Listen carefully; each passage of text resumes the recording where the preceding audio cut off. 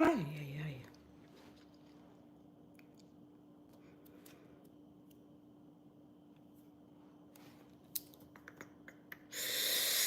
Ugh. My hair. My hair. You can go over here. Yes? Yes. Okay, cool. There we go. It's warm.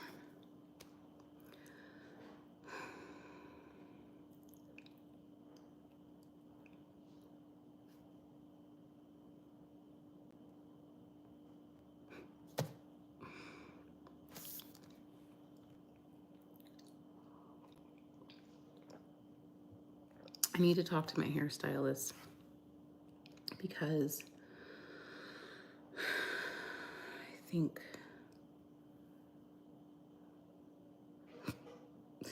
that I want a different color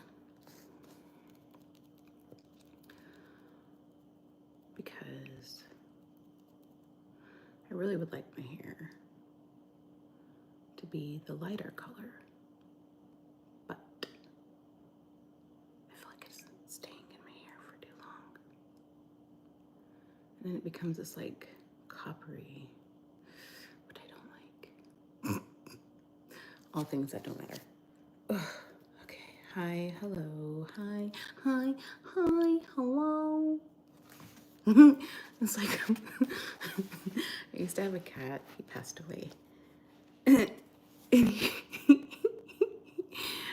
he would go, Mama. I'm surprised I'm not getting my other cat to get going. Mama. Legitimately, that's what he would do. I loved him.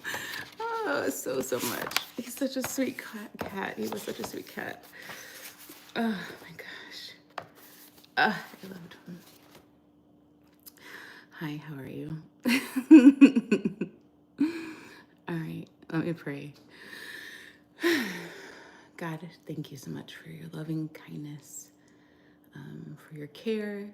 I ask that you please help us, me, whomever may come across this, to receive whatever it is that you want us to receive from this, God. Help us to understand. Thank you for all of your love and your mercy. Anything that we do not need to be taking in or hear, mute it, please. Amen. Interestingly enough, I've said that I'm doing the 40 days of decrease again. It's because I wanted to go through and highlight, and I didn't have a highlighter with me when we did it. Anyway, so I'm on day 12, on the 12th. And today was the day of like not isolating ourselves. And it's like, you know, make yourself available. How did she phrase it? To the group God has given you. Anyway, yesterday was a lot. I feel the need to apologize. Yeah. I'm not, just let me apologize. Yeah, it's something I've learned about myself, not just for me, but for others. Pardon me. Anyway, moving on. Let's get this done. Okay, where did we leave off at? Did we leave here? I think we did. Okay, so I forgot with all the rush to say this part, right? 1952, Brooklyn, New York.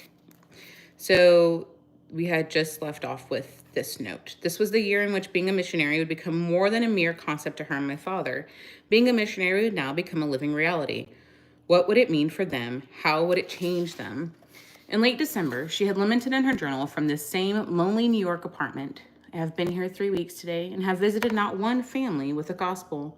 My conscience. Oh, I think I'm at the bottom. No, okay. My conscience, I guess it is my conscience, condemns me constantly. Somehow I cannot bring myself to do it. I was right. Okay, anyway, recapping. I'm afraid for one thing. Of what? I hardly know. Is this direct, deliberate disobedience? Am I defeated, Lord? Undertake, show me what to do. Give me power or love or both or whatever it is I need. I know that to do anything in my own strength, even if it solves my conscience, becomes I'm doing something for the Lord. So even if it solves my conscience, becomes I'm doing something for the Lord, is worse than useless. And here I am, a prospective missionary. This is where we had left off. The truth, as she'd written to my father between Christmas and the New Year. I think often we prospective missionaries get a false idea that somehow everything is going to be different on the field, including ourselves. Not so. Granted, there will be much that is different in our environment, many adjustments necessary. Let us not minimize these. But on the other hand, it is the same presence and power that accompanies and indwells us, the same necessity for drawing from the source. And as old Pike used to say, you're stuck with yourself. It is the same sad, sweet, stinking self that we shall have to deal with. And the more trying the circumstances, the sadder, the sweeter, the more stinking that self.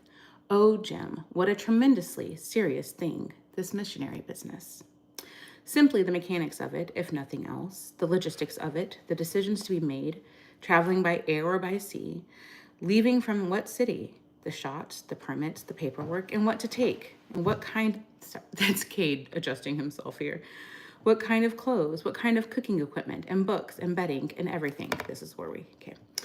That's what my father was finalizing right at this moment, engrossed in his last packing. Yeah. Okay, so it was the bottom of the page like I thought.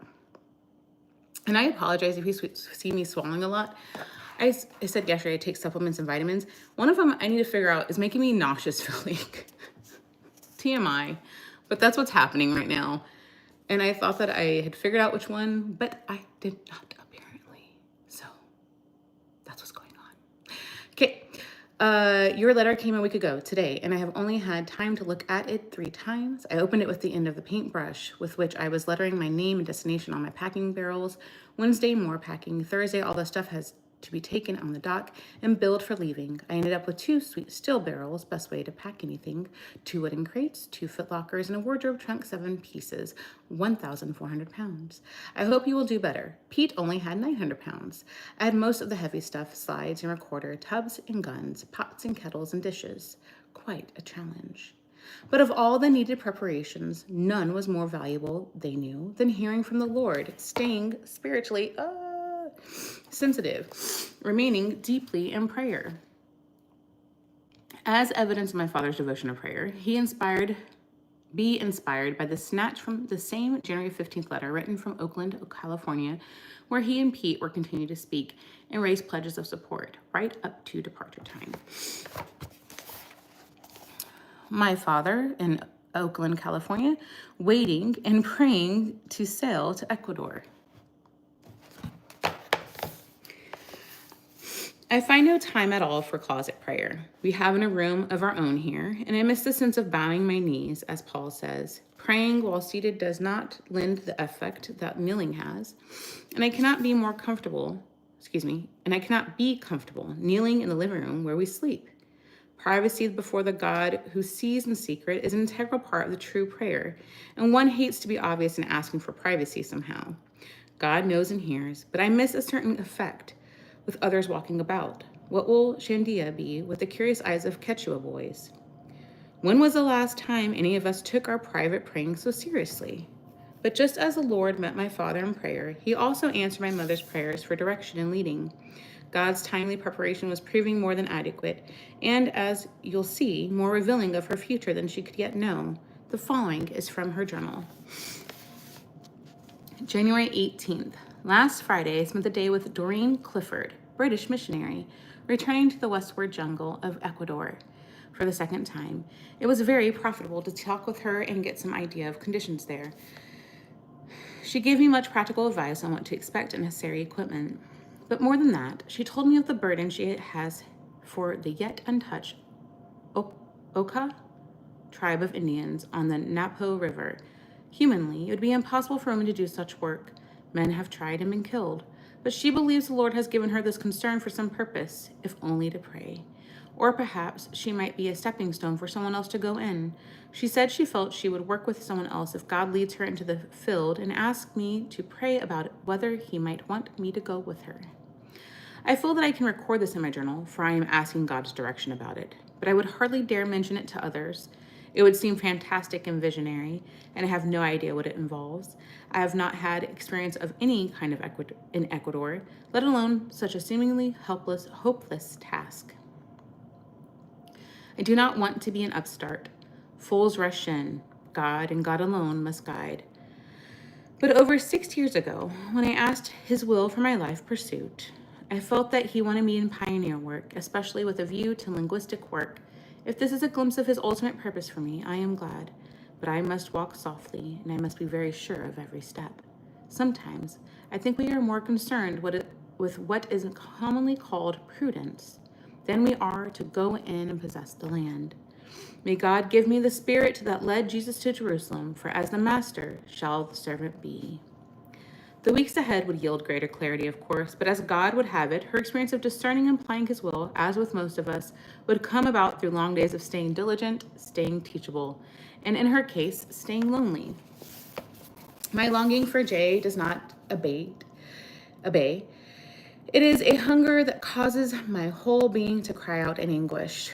Oh, I am weary, so weary of being alone. How often I say in my heart, involuntary it seems, Lord Jesus, how long? I'm sure hearing word from my dad by letter was somewhat helpful while it lasted. He was leaving soon and she knew it, but judging from the 3 letters he wrote during the last week of January, the loneliness was as deeply felt on his side of the continent. January 25th. It seems like a long, long time since I've been with you, and even the memory, though happy, is fleeting and unreal. Your last letter, which awaited me here, for which I was thankful, was moving to me. It made me wish I could be with you just once more before leaving, to hold you close and soak your warmth up into me. Aunt Mabel suggested you fly out here, with what, I don't know, and I have toyed with the idea. But Phil now it would not be good. I dare not get the taste for you again. Lisa, a newer nickname he'd been calling her. Never. Because it's from Elisabeth, all the different. So now he's calling her Lisa. A newer nickname he'd been calling her. Never until it can be completely fulfilled. So it was, I dare not get the taste of you again, Lisa. Never until it can be completely fulfilled. Even if you should come to Ecuador and we were in a certain proximity in Quito, we must guard ourselves from much loving. They would, and they did, and my mother would do most of the guarding. But this will be more clearly seen there, and we can decide then. God help us to not look back. Amen.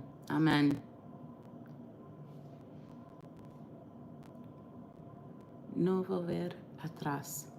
There's a song that came into I woke up this morning, and the lyric, no volver atrás, to not return back.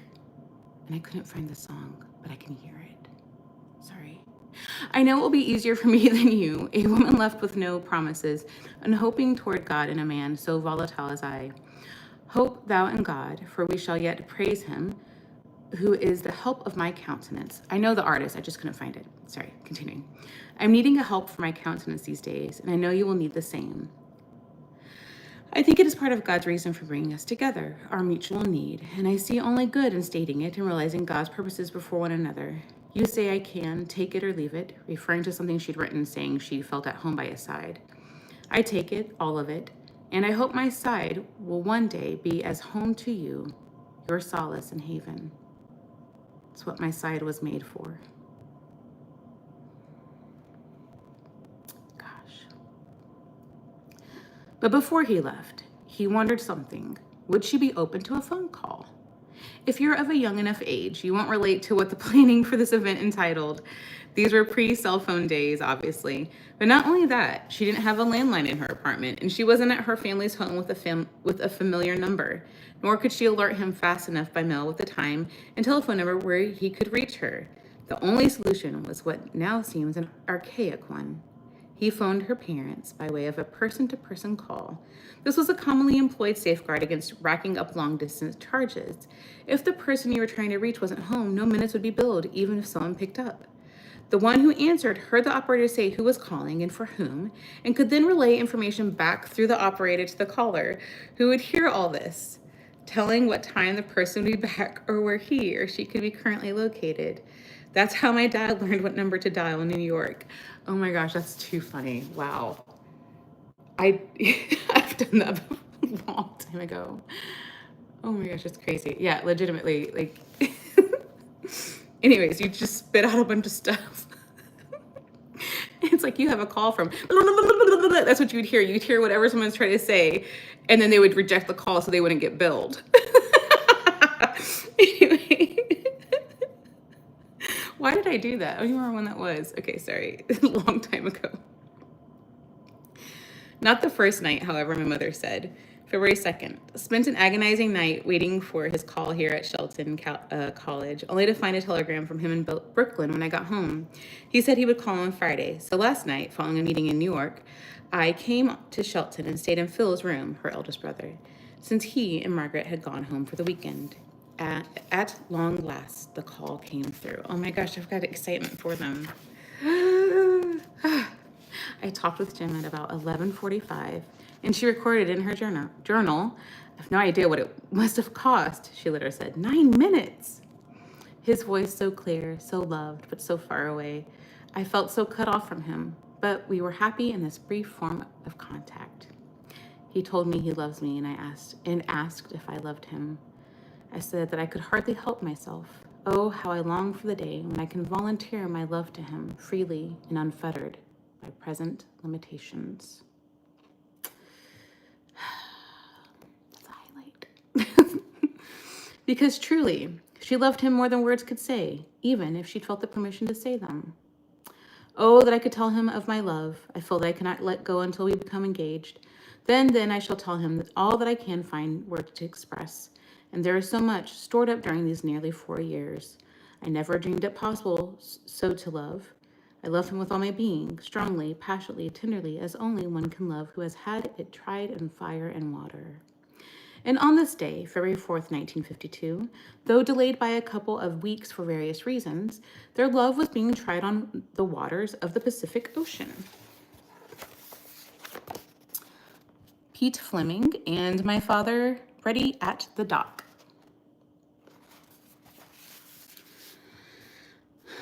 Wire just came from Jim that he is sailing at noon today. It is now 4 p.m., which means he has been on the sea for an hour. Now that he is no longer even in the same country, I feel more cut off than ever. The sword cut, in Amy Carmichael's term, is not a myth.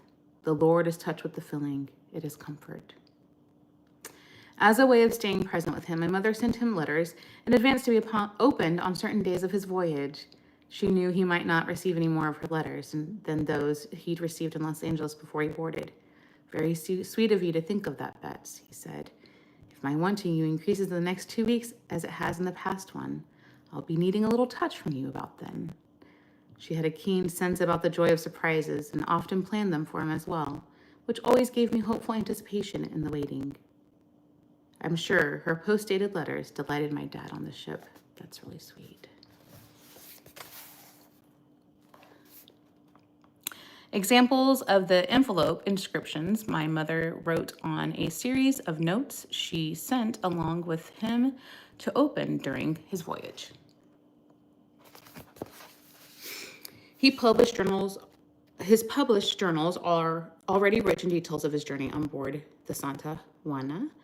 I'll only summarize by saying that the freighter held 12 passengers, as well as the ship's captain and crew.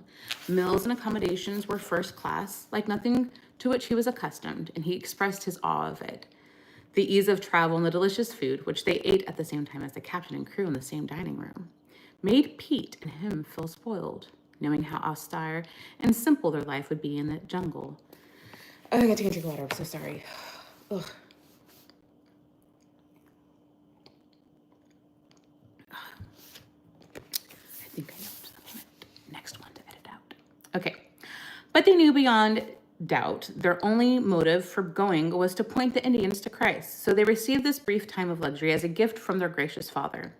My dad reveled in watching the ocean, the night sky, experiencing the incomparable quiet, unlike the bustle of modern cruise ships, with too many activities planned to allow time for even reading a book on deck, and anticipating the longed-for arrival in Ecuador. But back in Brooklyn, in my mother's lonely walk-up, there wasn't much new to see or to feel, yet God was there, and in his presence came encouragement. February 12th. Oh, it is one thing to declare in giving a brave testimony that there is no such thing as sacrifice in the light of eternity and its rewards, but it is quite another to believe in my heart of hearts that it is not sacrifice. For there is constant longing for Jim, for his presence, the comfort of his arms, the strength of his body, the love of his heart. This afternoon, one of those upward glancings of an eye, accompanied by a sigh, directed Godward. I found myself asking for a child, for a little boy of my own, that I might learn of him and give him back to God. I am past 25. I read the other day in an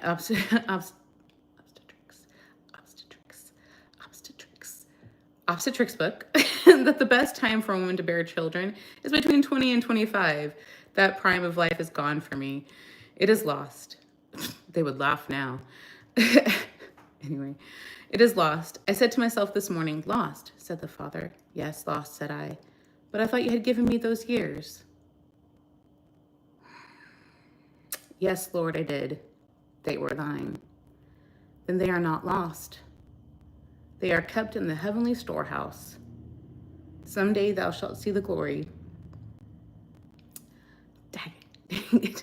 Thou canst not see it now. Thou seest only the apparent loss on earth. Thine eyes are blinded with fruitless longing. Look away to my eternal purposes. So, Lord, I look. I thank thee for the word of assurance. Give the world joy, but patience to the saints. Isn't it true? We never know the eternal purposes God has in store. No matter how certain we feel of what's over and done with. He even knew of her need for a daughter, not a son. She often told him of her gratitude that God gave her a daughter, believing a girl was easier to raise without a father than a son would have been. And speaking of patience, she would need lots of it as she continued the work of seeking support for her upcoming missionary undertakings from 2 of her February letters. Random TMI piece of information. I always knew that I would have a son that would have dark curly hair and light eyes. Because I always thought I'd be so beautiful and handsome. And then God gave me him. Yep, that's the one thing I did envision from a very young age. February 12th. I am wearied of meetings, teas, contacts, letter writing, and this after so short a time. I don't know how you stood it for at least 5 months straight. Last night, Plainfield tonight, Palisades Park, tomorrow Jersey City, Thursday White Plains. I don't know how I'll live through it much longer, and these women are the eatingest crowd. They feel they must have served tea and cake at every meeting. It seems so useless to me. One has plenty of opportunity to become acquainted without eating all the time, if only the money spent on needless food. I am not complaining. The Lord is sweet to me just now, and he has given great cause for thankfulness. The truths concerning himself, which he is unfolding, seem to be opening a whole new realm to me, chiefly along the line of his fatherhood and my sonship. The book of John is tremendous on this truth. Your letter from Mexico came Monday. It is good to hear that your trip has been enjoyable so far. You didn't say whether or not you'd been sick. That might help keep your weight down. You must be positively blubbery by now. Horrors. I am the same charming crowbar. Thank you for describing your stateroom. It is those little things that help me picture you in your surroundings, and I want to be able to picture you. But who uses the Avon cologne? The very idea is revolting to me. It goes along with suede shoes and greased pompadours. Let me know when you start polishing your nails. It's funny because he's a missionary. So she's like, anyway, usually it's like, your hands in the dirt, you're not clean. Anyway, your exertions, you know what I mean? You're never mind. Moving on. I don't have to explain myself. Your exhortations on accepting what is and not longing for what is not were helpful to me. There is no possible comfort to assuage the fury of desire of which you speak, and which I too experience, except for the constant looking away to Jesus, who, for the joy, the recognition of that eternal weight of glory, which surely is stored in the heavenly garners in mammoth proportion to every earthly sacrifice. But there are times when the short-range view makes it seem a very real sacrifice. February 21st. You and Pete must be having the time of your young lives. My, what a contrast your situation is to mine. By the time you receive this, things will be even more interesting, I imagine. I have to remind myself now and again that I am writing to a foreign missionary. You are actually on the field. What a strange terminology. How did we get it? And in the place of God's choice for your life. It is a milestone indeed, but is not different, I suppose, than any other place. You have the same Lord. I'm not giving a homily, only putting down the thoughts that come as I try to imagine your setup. Sorry for covering the camera. The other day, as I passed the Statue of Liberty on a ferry, I could not help wondering how long it will be before I actually steam down the same river, headed for Ecuador. It gives me a shudder whenever I see those big ships now, and it is nearly every day that I see them. But even as they thought to the future, they couldn't help reflecting on the past. Your reminiscences awakened memories with which I have not thought of for some time. The lagoon, oh, the scenes and emotions which come, the heavy mist that night when the watchman surprised us. That was the first time you ever put your head in my lap. We sat quiet and watched a piece of moon rise from the dim lake. You took my wrist in your hand and slid your hand up my sleeve to the elbow, another of those first times. And oh, I can remember the anguish of walking back to the dorm, the prospect of never seeing you again, the fears that I was not pleasing God, even though by allowing myself the bliss of being with you for the few days that remained. One night, it must have been following September when I was on my way to Prairie, we stood on the steps of the house where Van was living. You were a few steps below, your foot on a step, your elbows resting on your knee, your head down. You said nothing for a while. Then, Betty, to marry you would be an admission to myself that Christ is not sufficient. And then, in such a wistful tone, but I always thought he was. I don't know what I said. All I know that I crept softly up the dark stairway to Van's room. I got undressed without waking her. Then I lay there and sobbed. At the end of this particular letter, which with its long recollection of memory, she curtly said, I must stop. Having taught me from a young age to keep boys at arm's length, as her own mother had taught her, she knew when enough was enough. Whenever she allowed herself to daydream about my dad during this time, she did determine not to accept the luxury for too long, or else she descended into self-pity. Yeah. And this she would not allow. It was time to set this down and look only ahead. God had clearly confirmed the direction he'd given for Ecuador. He'd done it time and again during her months of learning Spanish, of living in a missions context, and of growing ever closer to his heart through hardship. Now is not a time for looking back. No volver atrás.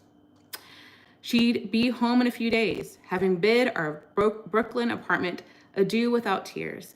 I have a booking on the Santa Isabel for April 11th from New York. Doesn't seem possible. She wrote to him again in early March 7th. Well, as you know by now, plans are already made, and I'm afraid I didn't consult you very carefully. Tidmarsh had written Dee back in December, urging her to come as soon as possible. Dee was Dorothy Jones, a young woman my father knew from among his assembly connections, who had come to New York earlier in the year with similar ministry aspirations as my mother. Dorothy and my mother even shared the apartment, a great blessing during the season of loneliness. Then he, Tidmarsh, wrote both of us in January, earnestly asking that we not delay. As the steps of a good man are ordered of the Lord, he has once more ordered them, and I felt almost as though I had no part whatever in the present prospects. But I am thankful and want to follow when he leads as well as where. You ask how I feel about our being within close range, as to whether it would bother me, and how I thought it would affect you. Well, if I had my choice, I would have remained in the States until you were in the jungle, simply as a matter of expediency. As to how it will affect you, I have no idea. You say you'll be wild to see me. Can you then serve without distraction? These are rhetorical questions. I have asked God to do all that is in his heart. He will lead us right. If he wants us to see one another again before we go into the jungles, it is not for us to set up barriers. Do you realize it will have been 6 months since we said goodbye? Hard to believe. March 9th. I know I just wrote you a couple of days ago, but I just feel like talking with you this afternoon, Jim. You said in a recent letter that you'd like to have 45 minutes with me. Now, when, pray tell, have we ever been able to spend that little time together? Remember the night you got home from Franconia? We were going right to bed, and it was 2 hours before we even looked at the clock. But I'd give anything for even 5 minutes with you just now. But then every meeting involves a parting, and I don't know how many more of those I can take. Had lunch last week in Kearney with an Irishman and his wife. He refreshed my spirit. Talked incessantly from the moment he got in the house until we left for the women's meeting, but often spoke of the Lord. Asked me if I knew the young men who were going to Ecuador. Asked which one was the one with the big shoulders. I finally decided he must mean Jim Elliot, and his face lit up. That young man has a smile like the light of heaven on his face. There was no question about his call, was his comment. I smiled and nodded assent. I can always say I was at Wheaton at the same time as you and the Cathers. Then folks are satisfied. Sometimes I wish I could tell them more, but what? Oh, the Lord knows. He knows it all, but often I feel, how long can I give silence? My whole life long? The Lord has dealt with us in mercy and judgment. I do not question his dealings. I praise him with you for the memory of completely happy hours with you. It never fails to bring pleasure when I recall the many good times spent together. Who could ask for anything more? My dad's next letter, March 11th, was chock full of action points and equipment lists for her to consider bringing. How exciting it must have been to him to anticipate her soon arrival and so protective of her as he provided counsel from his first-hand knowledge of the situation on the ground. He was not only protective, but was quite thoughtful and gracious. He even asked if she'd be interested in letting him help her get an organ. She answered, how I would love to have one, as I've often thought. I could get along without almost anything in the world except a piano organ, something to play on. But I had really put it out of my mind for the field, knowing that I could get along without it and regarding it as a needless expense. But I have now written to Mr. Anderson, a friend in the Evangelical Foreign Missions Association purchasing department, who has already helped me a lot, to ask him about organs. He gets 60% off on some musical instruments, though I don't know about organs. I will let you know if they are reasonably priced. He soon sent a check, which he hoped would be enough to pay for it.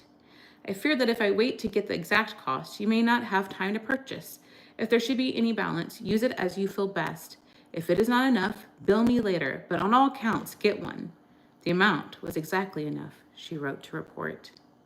March 26th. Jim, how can I thank you enough for the check for $100? It was an excellent guess, as it cost $95, plus a nominal service fee from EFMA.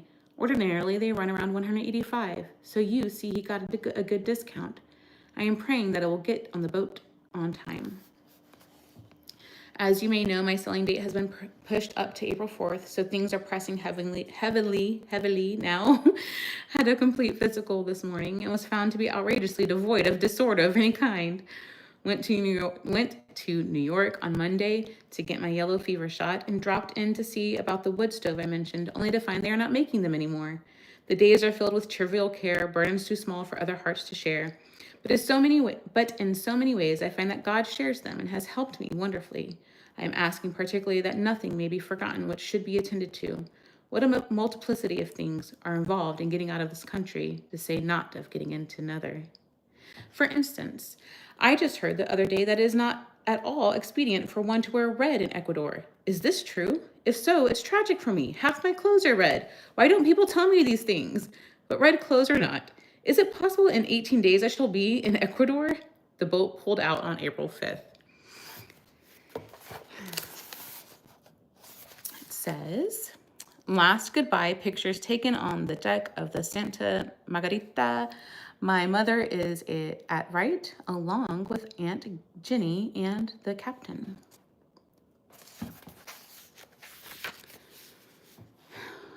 You guys, I'm going to stop after this. Hold on, before I continue reading. Does that mean I can finish this tomorrow? Ugh, this is going too long. Ooh, wow. Are we on Love Waits again? I forgot we just started this.